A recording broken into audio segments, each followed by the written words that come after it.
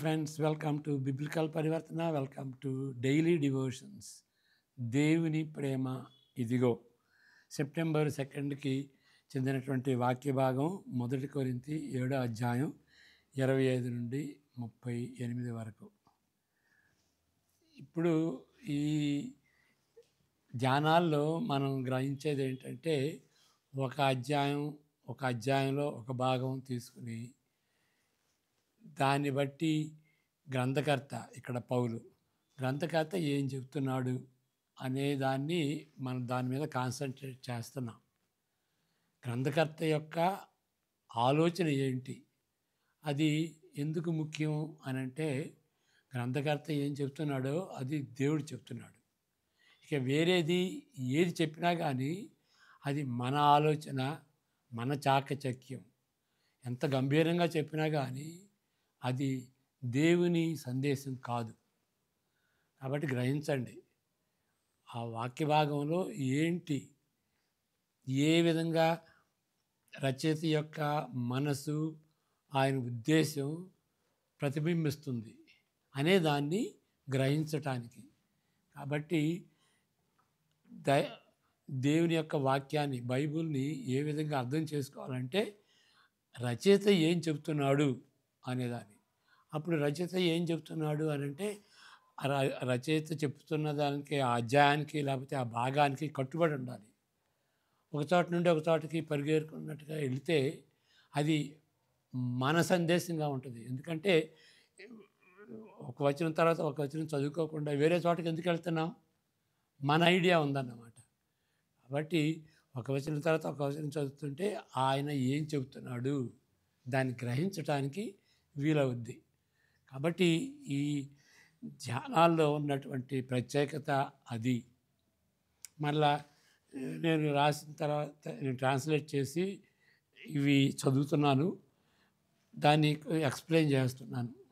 అంటే తర్వాత మీకు ఇది ఒక పుస్తకంలాగా ఉంటుంది. కాబట్టి రిఫరెన్స్ లాగా ఉంటుంది అన్నమాట. ఏంటి, ఏం చెబుతున్నాడు, పౌలు ఏం చెబుతున్నాడు, దాన్ని ఏ విధంగా అన్వయించుకోవాలి అని. ప్రతిరోజు కూడాను ఒకే పేజీలో ఆ అధ్యాయం అంతటి గురించినటువంటి అంతా కూడాను దాన్ని ఏ విధంగా అవగాహన చేసుకోవాలి, ఏ విధంగా అన్వయించుకోవాలి, ఈ రెండిటి కూడాను. అన్వయించుకోకపోతే ఇంకా ధ్యానం ఎట్లా ఉంటుంది? కానీ దేన్ని బట్టి అన్వయించుకోవాలి? సరైన రీతిగా అర్థం చేసుకుని దాన్ని అన్వయించుకోవాలి. నేను ఇంతకుముందు చెప్పాను, దీన్ని మరలా చెప్పాల్సి వచ్చిందన్నమాట. ప్రార్థన చేసుకుందాం. May the words of my mouth and the meditation of our hearts be acceptable in thy sight, our rock and redeemer. Amen. 1 కొరింథీ 7:25 నుండి 38 వరకు చదువుకుందాం.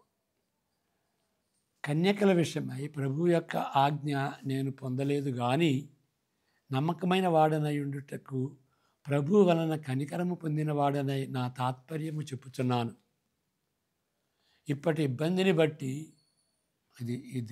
ఇప్పటి ఇబ్బందిని బట్టి ఇక్కడ మనం ఈ టాపిక్లో ఇవాళ టాపిక్ ఏంటి అని అంటే, ఇబ్బందిని బట్టి ఉన్నప్పటికీ లేనట్టుగా. వాటిలో ఉదాహరణకి భార్యలుండి లేనట్టుగా జీవించాలా? అదేనండి పౌలు గారు మీరు చెబుతుంది. అది టాపిక్. ఏంటి ఇబ్బంది? ఎందుకు ఉన్నప్పటికీ లేనట్టుగా జీవించాలి? సంతోషిస్తూ సంతోషించినట్టుగా, ఏడుస్తూ ఏడుస్తున్నట్టు కాకుండా, ఇబ్బంది ఉన్నా కానీ ఇబ్బంది లేకుండా ఉన్నట్లుగా. అదేంటి? అది మనం మోసం చేసుకోవటం కదా. ఆ విధంగా అర్థం చేసుకోవచ్చు. ఏంటి పౌలు దీని గురించి ఏం చెబుతున్నాడు? ఇప్పటి ఇబ్బందిని బట్టి పురుషుడు తానున్న స్థితిలోనే ఉండటం మేలని తలంచుతున్నాను. భార్యకు బద్ధుడై ఉంటివా? విడుదల కోరవద్దు. భార్య లేక విడిగానుంటివా? వివాహం కోరవద్దు. అయినను నీవు పెండ్లి చేసుకొనినను పాపము లేదు. కన్యక పెండ్లి చేసుకొనినను ఆమెకు పాపము లేదు. అయితే అట్టి వారికి శరీర సంబంధమైన శ్రమలు కలుగును. అవి మీకు కలుగకుండవలనని కోరుచున్నాను. సహోదరులారా, నేను చెప్పినది ఏమనగా, కాలము సంకుచితమై ఉన్నది కనుక ఇక మీదట భార్యలు కలిగిన వారు భార్యలు లేనట్టును, ఏడ్చువారు ఏడవనట్టును, సంతోషపడవారు సంతోషపడనట్టును, కొనువారు తాము కొనినది తామది కానట్టును, ఈ లోకము అనుభవించువారు అమితముగా అనుభవింపనట్టును ఉండవలెను. ఎలయనగా ఈ లోకపు నటన గతించుతున్నది. 38 వరకు. మీరు చింతలేని వారై ఉండవలనని కోరుతున్నాను. పెండి కానివాడు ప్రభువును ఎలాగ సంతోషపెట్టగలనని ప్రభువు విషయమైన కార్యములను గురించి చింతించుతున్నాడు. పెండ్లి అయిన వాడు భార్యను ఎలాగ సంతోషపెట్టగలనని లోక విషయమై వాటిని గూర్చి చింతించుతున్నాడు. అటువలనే పెండ్లి కాని స్త్రీయు కన్యకయు తాము శరీరమందుండు ఆత్మయందును పవిత్రురాండై ఉండుటకు ప్రభు విషయమైన కార్యములను గూర్చి చింతించుదురు కానీ, పెండ్లి అయినది భర్తను ఎలాగ సంతోషపెట్టగలనని లోక విషయమై వాటిని గూర్చి చింతించుతున్నది. మీకు ఉరి ఎడ్డవలనని కాదు, కానీ మీరు యోగ్య ప్రవర్తనులై తొందర ఏమీ లేక ప్రభు సన్నిధాన వర్తనులై ఉండవలనని ఇది మీ ప్రయోజనము నిమిత్తమే చెప్పుచున్నాను. అయితే ఒకని కుమార్తెకు ఈడు మించిపోయిన ఎడల ఆమెకు వివాహము చేయవలసిన వచ్చిన ఎడలను, ఆమెకు వివాహము చేయకపోవుట యోగ్యమైనది కాదని ఒకడు తలంచిన ఎడలను అతడు తన ఇష్టము చొప్పున పెండ్లి చేయవచ్చును. అందులో పాపము లేదు. ఆమె పెండ్లి చేసుకొనవచ్చును. ఎవడైనను తన కుమార్తెను పెండ్లి చేయనవసరము లేక ఉండి అతడు స్థిరచిత్తుడును తన ఇష్ట ప్రకారము జరుప శక్తి కలవాడునై ఆమెను వివాహము లేకుండా ఉంచవలనని తన మనస్సులో నిశ్చయించుకుని ఎడల బాగుగా ప్రవర్తించుతున్నాడు. కాబట్టి తన కుమార్తెకు పెండ్లి చేయువాడు బాగుగా ప్రవర్తించుతున్నాడు. పెండ్లి చేయనివాడు మరి బాగుగా ప్రవర్తించుతున్నాడు. ఏంటి దీనిలో అర్థం?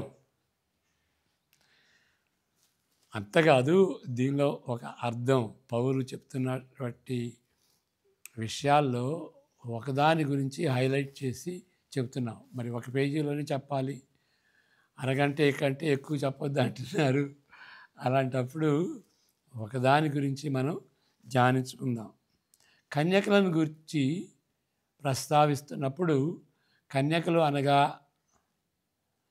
లైంగిక అనుభవం లేని పురుషులని, స్త్రీలని, పురుషులని అర్థం. కన్యకలను గురించి ప్రస్తావిస్తున్నప్పుడు ఇప్పటి ఇబ్బందిని బట్టి పురుషుడు తానున్న స్థితిలో ఉండటం మేలని తలంచుతున్నాను అని 26వ వచనంలో పౌలు పేర్కొంటున్నాడు. కనుక ఇక మీదట బ్రహ్మచారులుగా ఉండుట, పెండ్లి అయిన వారు విడాకులు ఇవ్వకూడదని మున్నగు హెచ్చరికలు ఇక్కడ ఈ భాగంలో మనం చదువుకున్నట్టుగా ఇచ్చి ఉన్నాడు. కన్యక వివాహమాడిన ఎడల ఆమె పాపం చేయటం లేదని కూడా పౌలు చెప్తున్నాడు. కానీ కాలము సంకుచితమై ఉన్నదని ఆయన ఉద్ఘాటిస్తున్నాడు ఈ భాగంలో. దాని అర్థం ఏంటి? ఒక చిన్న విషయాన్నే మనం దాని మీద కాన్సన్ట్రేట్ చేసి పౌలు యొక్క అర్థం అది గ్రహించడానికి మనం ప్రయత్నిస్తున్నాం. పౌలు అర్థం మన అర్థం కాదు, వేరే వాక్య భాగాలకు అట్టలేదు. ఇక్కడ ఉన్నటువంటి వాక్య భాగాన్ని బట్టి పౌలు యొక్క ఉద్దేశం ఏంటి? కాలము సంకుచితమైనదని, ఇప్పటి ఇబ్బందిని బట్టి ఏంటి దాని అర్థం? దీనికి ఈ తాత్పర్యం ఇస్తూ ఈ విధంగా కొంతమంది వాదిస్తారు. ఏంటి అంటే, యేసు ప్రభు త్వరలో తిరిగి వస్తాడని, తప్పనిసరిగా వారి జీవితంలో అంటే వాళ్ళ తరంలోనే వాళ్ళు జీవించున్నప్పుడే యేసు ప్రభు తిరిగి వస్తాడని ఆది క్రైస్తవ సంఘం నమ్మినట్లు పౌలు కూడా నమ్మేడని, పరిమితమైన కాలమును దృష్టిలో పెట్టుకొని సుదీర్ఘంగా ఆలోచిస్తే పెండ్లి కాని వారు అదే స్థితిలో ఉండటం మేలని, మరి ఉండటం మేలంటే మరి ఇక్కడ ఆయన పెళ్లి చేసుకోవచ్చు, అది పాపం కాదని కూడా అంటున్నాడు కదా. మేలు ఉండటం మేలని. దీన్ని బట్టి ఆది సంఘంతో పాటు పౌలు కూడా తప్పుగా తలంచాడని అర్థం. వాళ్ళు ఆ విధంగా అర్థం చేసుకుంటున్నారు. కొంతమంది ఈ విధంగా వాదించేటువంటి స్కాలర్స్ అంటే ఇబ్బందిని బట్టి, సంకుచిత కాలాన్ని బట్టి, అంటే యేసుప్రభు రాకడిని సూచిస్తున్నట్లుగా. మరి యేసుప్రభు వచ్చినప్పుడు ఇవన్నీ ఎందుకు? ఆయన తొందరగా వస్తాడు కదా. నాకు తెలిసినటువంటి ఫ్రెండ్ అక్కడ రైల్వేస్లో పనిచేశాడు, మెడ్రాసులో. ఆయన ఇక పాలార్ ఆసి లారీ ఆయనే మెస్సాయ అని చెప్పి ఇక ఆయనకున్నటువంటి గ్రాడ్యుయేటీ, ఆ పెన్షన్ అంతా తీసుకుని అమ్ముకుని జాబ్ వదిలిపెట్టుకుని అక్కడికి వెళ్ళాడు. కాబట్టి ఇంక యేసుప్రభు రాబోతుంటే ఇంక ఇవన్నీ ఎందుకు అని తెస్సలోనియన్స్ అసలు ఇక పనే చేయలే. ఇంకా ఎందుకంటే యేసుప్రభు త్వరలోనే వస్తాడు కదా, మన జీవితకాలంలోనే వస్తాడు కదా, ఇక నిత్యత్వంలో ప్రవేశిస్తాం కదా, తాత్కాలికంగా ఉండేవి ఈ జీవితం ఎందుకు అని యేసుప్రభు చెప్పినట్టుగా ఆది సంఘం ఆ విధంగా అర్థం చేసుకున్నట్టుగా, అదే రీతిగా పౌలు కూడా అర్థం చేసుకున్నట్టుగా వీళ్ళు ఈ స్కాలర్సు ఆ విధంగా తలంచి దాని గురించి వాదిస్తారన్నమాట. అయితే మనకు తెలుసు యేసు ప్రభు అంత త్వరగా రాలేదు. అంతేకాదు ఆయన రాకడ ఆలస్యమవుతుందని క్రొత్త నిబంధనలో అనేక వాక్య భాగాలను అర్థం చేసుకున్నట్టే సాధ్యం. ఫర్ ఎగ్జాంపుల్ మత్తయి సువార్త 24, 25 అధ్యాయాల్లో అవి రెండవ రాకడ గురించినటువంటి ప్రశ్న వేశారు. ఎప్పుడు వస్తారు సార్ మీరు, దానికి సూచనలు ఏంటి, మరి ఈ దేవాలయం శిథిలమవుద్ది అని అంటున్నారు, ఎప్పుడు జరుగుతుంది ఇది అని ప్రశ్నించినప్పుడు యేసు ప్రభువు ఒలీవ కొండ మీద ప్రసంగం చేసినప్పుడు ఈ మాటలు చెప్పాడు. అక్కడ 20 ఆ ప్రశ్నలు వద్దు, ఈ సూచనలు అని చెప్పి ఆ ప్రశ్నలు అడగొద్దు, ఎప్పుడు వస్తాను అనేది నాకు కూడా తెలియదు అని 24:36 వచనంలో చెప్తాడు. మనిషి కుమారుడికి తెలియదు, తండ్రికి ఒక్కడికే తెలుసు అని చెప్పి, అయ్యా మీరు ఆ ప్రశ్న వేయొద్దు, ఎప్పుడు రెండవ రాకడ ఉంటుంది అనే ప్రశ్న అడిగేదానికంటే మీరు బెటర్ ప్రశ్న అడగాలి, ఏ విధంగా సిద్ధపడాలి అనేది. అప్పుడు యేసు ప్రభు కొన్ని ఉపమానాలు చెప్తాడు. ఉపమానాల ద్వారా ఏం చెప్తాడంటే, మీరు మెలకుగా ఉండండి, నమ్మకంగా ఉండండి, మెలకుగా ఉండండి, నమ్మకంగా ఉండండి అని ఉపమానాల ద్వారా చెప్పినప్పుడు ఆ ఉపమానాల్లో ఆల్మోస్ట్ ఆల్ ఉపమానాల్లో ఏముంటుందనంటే, ఒక ఆయన తలాంతులు, ఫర్ ఎగ్జాంపుల్ తలాంతులు ఇచ్చాడు, అక్కడికి 1 తలాంతు, అక్కడికి 2 తలాంతులు, అక్కడికి 5 తలాంతులు ఇచ్చాడు. 5 తలాంతులు ఇచ్చినటువంటి వాడు మరి ఇంకొక 5 సంపాదించుకున్నాడు. 2వ తలాంతులు ఇంకా 2 సంపాదించాడు. అంటే తలాంతు అంటే 1 కోటి రూపాయలతో సమానం, అంత విలువ అన్నమాట. ఎందుకు ఇచ్చాడు అని అంటే బిజినెస్ చేయమని. ఈ 1 తలాంతు వాడు ఏం చేశాడంటే బిజినెస్ చేయక దాన్ని పాతిపెట్టేసేసాడు. ఓకే, ఆ సందర్భంలో ఏముంటుందంటే ఆయన రావటం ఆలస్యమవుతుంది అని మరి మనకి 25వ అధ్యాయంలో మొదటి ఉపమానం ఏంటి అని అంటే, ఆ కన్యకలు 10 మంది ఉంటారు, 5 బుద్ధిమంతులు, 5 బుద్ధిహీనులు. అక్కడ బుద్ధిమంతులు బుద్ధిహీనులకి ఏంటి డిఫరెన్సు అని అంటే, బుద్ధిమంతులు వాళ్ళు సిద్ధపడ్డారు. దేనికి సిద్ధపడ్డారు? ఆయన బ్రైడ్ గ్రూము లేట్ అవుతాడేమోనని. అర్థం కాలేదు. యేసుప్రభు వెంటనే వస్తాను అనే కాదు, కొంచెం ఆ విధంగా అర్థం చేసుకోవచ్చు కూడాను. కానీ చాలాసార్లు మనకి హింట్స్ ఇచ్చాడు, ఆయన రాకడా లేట్ అవుతుంది అని. కాబట్టి ఎప్పుడు వస్తుంది ఆయన రాకడా అని ప్రశ్న అడగొద్దు. నాకు తెలియదు, తండ్రికే తెలుసు. అంటే 33.5 సంవత్సరాలు యేసు ప్రభువు భూమి మీద జీవించినప్పుడు అప్పుడు ఆయనకి తెలియదు, ఇప్పుడు తెలుసు.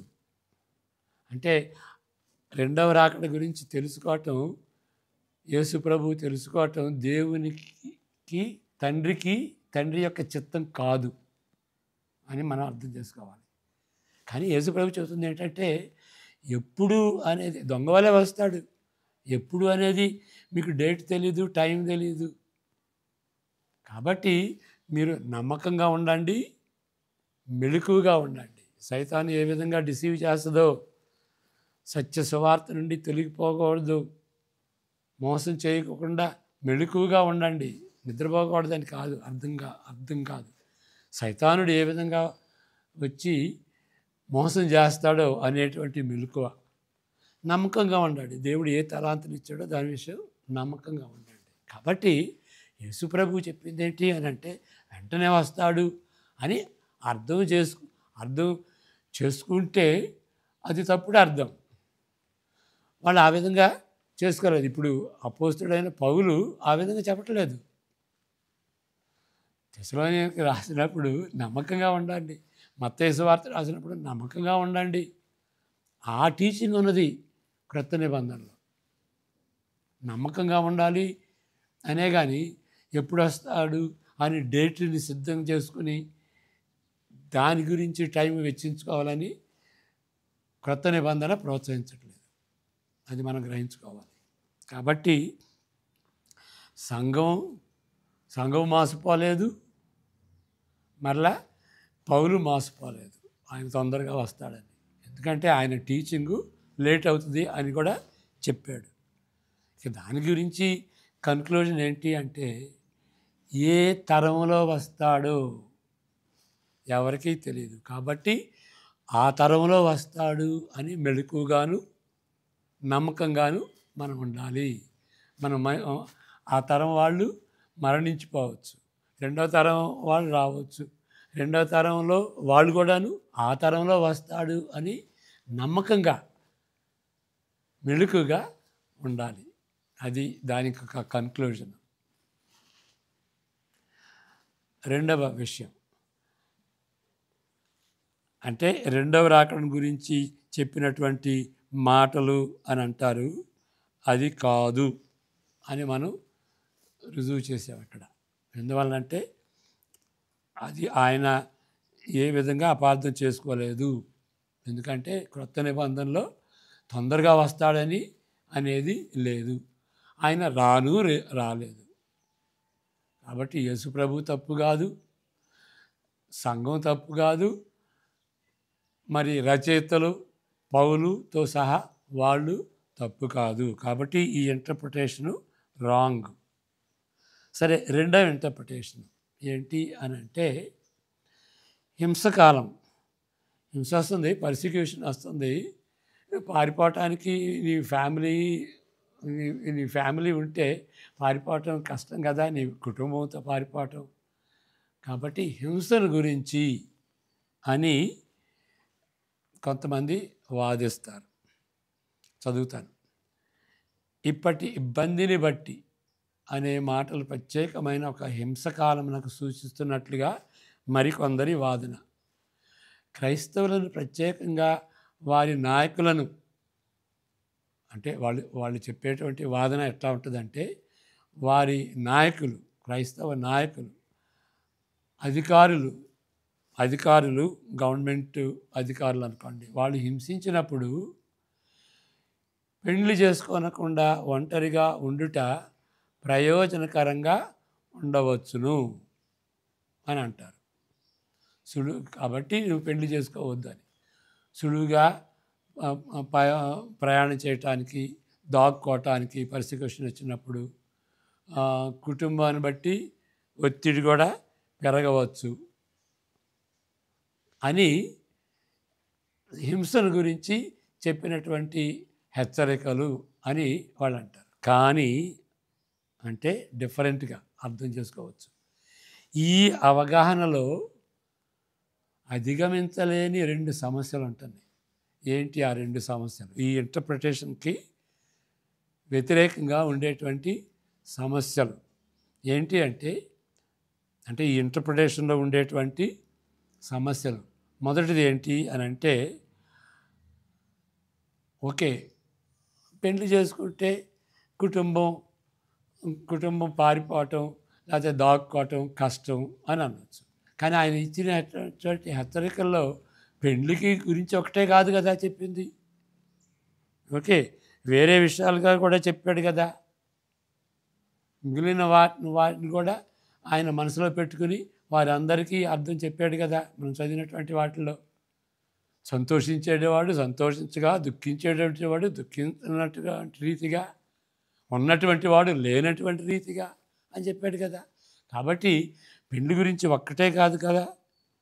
కాబట్టి ఈ హింస అనేది పెళ్లిని గురించి చెప్తున్నాం, ఓకే, ఆల్ రైట్. కానీ పౌలు మనసులో ఇది పెళ్లి ఒక్కటే కాదు కదా, వేరే విషయాలు కూడా ఉన్నాయి కదా. అదొక సమస్య. ఓకే, అంటే దుఃఖించేవారు దుఃఖించేవారు కాకుండా సంతోషించేవారు సంతోషించని వారుగాను, కొనువారు తాము కొన్నది తమది కానట్టుగా అని హెచ్చరించాడు కదా. మనం చదివాం 29 నుండి 30 వరకు. ఇక రెండవ సమస్య, అన్నిటికంటే ముఖ్యమైనటువంటి సమస్య ఏంటి అని అంటే, కొరింథీయులు హింసలకు గురవుతున్నారని గట్టి ఆధారాలు లేవు.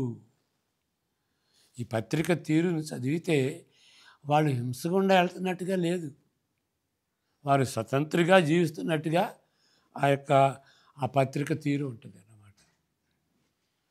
సరే, ఇక మూడవ విషయం, ఇబ్బందిని బట్టి అని ఎట్లా అర్థం చేసుకోవాలి అనే పదానికి అవసరమైన, ఇబ్బందిని బట్టి అని దానికి సరైన అర్థం ఏంటి అంటే అవసరమైనది లేక నిర్బంధమైనది అని దాని యొక్క అర్థం. కంపల్షన్. ఓకే, క్రీస్తు రాకడను, క్రైస్తవ హింసకాండను పౌలు సూచించడం లేదు. కానీ ఇంక మరి అయితే దేని గురించి చెబుతున్నాడు? యుగాంతమును దృష్టిలో పెట్టుకొని, ప్రతి క్రైస్తవుడు కూడాను ఈ చరిత్రకు అంతం ఉంటుంది అని దృష్టిలో పెట్టుకొని జీవించటం అవసరమైనది గాను ప్రస్తుత నిర్బంధ కాలంలో లేక అవసరమును బట్టి ఉన్న కాలములో జీవించుటను సూచిస్తున్నది. అంటే దానిలో ఏది చేసినా కానీ మన అవసరతలు కానీ మన నిర్బంధాలు కానీ ఏ విధంగా ఆలోచించుకోవాలి, వాటిని యుగానికి అంతం ఉంటుంది అని ఎండని గుర్తుపెట్టుకోవాలి, నిత్యత్వాన్ని దృష్టిలో పెట్టుకోవాలి అని సూచిస్తున్నాడు ఆయన. అన్యుల వలె గాక లౌకికవాదులు, సెక్యులరిస్ట్, లౌకికవాదులు, లౌకికం వేరు లౌకికం వేరు. ఓకే, లౌకికవాదులు అంటే ఈ లోకానికి సంబంధించినటువంటి వాడు, సెక్యులరిస్ట్ వాళ్ళే కాక వైవాహిక జీవితమును, ఆస్తిపాస్తులను లేక తాత్కాలికమైన వాటిని ప్రధానంగా ఆధారము చేసుకొని మనము సంతోషించకూడదు. అది ఇక్కడ చెబుతున్నది పౌలు. ఇవన్నీ లేనట్టు అనే జాబితా క్రింద ఇక్కడ ఉన్నవన్నీ వస్తాయి అన్నమాట. లేనట్టుగా ఉన్నా కానీ లేనట్టు అంటే అది ప్రాధాన్యం కాదు. ఉన్నది కాబట్టి ఇక అదే ముఖ్యంగా, ఇక అదే దేవుడిగా పెట్టుకోకూడదు, అదే నంబర్ 1గా పెట్టుకోకూడదు. నిత్యత్వం రాబోతుంది అని దాన్ని కూడా ఆలోచించుకో. ఇవన్నీ లేనట్టు అనే జాబితా క్రింద కూడినవి. వీటితో చిక్కుకుపోనట్టు, లేకపోతే వీటిలో చిక్కుకుపోనట్టు జీవిస్తూ ఆనందించాలి. ఎలా అనగా ఈ లోకపు నటన గతిస్తుంది అని 31వ వచనంలో మనం చూస్తాం. కాబట్టి ఇదంతా గతించిపోతుంది. దాన్ని ప్రధానంగా పెట్టుకోవద్దు. దాన్ని అల్టిమేట్గా, ప్రధానంగా అంటే అల్టిమేట్గా, అల్టిమేట్ జాయ్ దాని నుండి కాదు వచ్చేది. అల్టిమేట్ దుఃఖం దాని నుండి కాదు. అల్టిమేట్ జాయ్ కుటుంబాన్ని నుండి కాదు. నిశ్చత్వం ఉంది. దాన్ని అల్టిమేట్గా గురిగా పెట్టుకుని జీవించాలి అని ఇక్కడ ఆయన మనల్ని హెచ్చరిస్తున్నాడు. వీటన్నిటిని ఒక విధంగా క్రైస్తవులు అనుభవించవచ్చు, ఆనందించవచ్చు. కానీ అంతేకాదు, వాటిని బట్టి దుఃఖించవచ్చు కూడా. కానీ అవి అంతిమ గురిగా వాటిని పెట్టుకోనకూడదు. మరలా చదువుతానండి ఈ పారాగ్రాఫు. ఇబ్బందిని బట్టి అనే పదానికి అవసరమైనదని, నిర్బంధమైనదని అసలు అర్థం. క్రీస్తు రాకడను, క్రైస్తవ హింసకాండను పౌలు సూచించడం లేదు. కానీ యుగాంతమును దృష్టిలో పెట్టుకొని అవసరమైనది గాను, నిర్బంధ కాలములో లేక అవసరమును బట్టి ఉన్న కాలములో జీవించుటను సూచిస్తున్నది. ఇక దానికి ఎక్స్ప్లెనేషన్ ఏంటి అంటే, అన్యుల వలె కాక, సెక్యులరిస్ట్ వలె కాక, ఈ లోకస్తుల వలె కాక, అవివాక జీవితమును, ఆస్తిపాస్తులను, తాత్కాలమైన వాటిని ప్రధానంగా ఆధారము చేసుకొని మనం సంతోషించకూడదు. ఇవి లేనట్టుగానే అనేటువంటి జాబితాలో ఇవన్నీ కూడా వస్తాయి అన్నమాట. వీటిల్లో చిక్కుకుపోయినట్లు జీవిస్తూ ఆనందించకూడదు. ఎలా అనగా ఈ లోకపు నటన గతిస్తున్నది. ఓకే, వీటిలో చిక్కుకుపోయినట్లు జీవించకూడదు, జీవిస్తూ ఆనందించకూడదు అని ఉండాలి ఇక్కడ. వీటన్నిటినీ ఒక విధంగా క్రైస్తవులు అనుభవించవచ్చు, వాటిని ఆనందించవచ్చు, దుఃఖించవచ్చు. మరి ఎవరైనా మరణిస్తే దుఃఖించవచ్చు, విలపించవచ్చు. కానీ ఇవి అంతిమ గురిగా మనం పెట్టుకొనకూడదు. అది చెబుతుంది అపోస్తలుడైన పౌలు. కాబట్టి మన జీవితాన్ని, మన ఉద్దేశాలని, మన గురిని మార్చుకోవాలి. ఈ విధంగా లేకపోతే మార్చుకోవాలి. సంతోషించవచ్చు, ఆనందించవచ్చు, కష్టపడి పనిచేయవచ్చు, ఆర్జించవచ్చు, సేవ్ చేసుకోవచ్చు. కానీ మన అంతిమ గురి అది కాదు. ప్రార్థన చేసుకుందాం.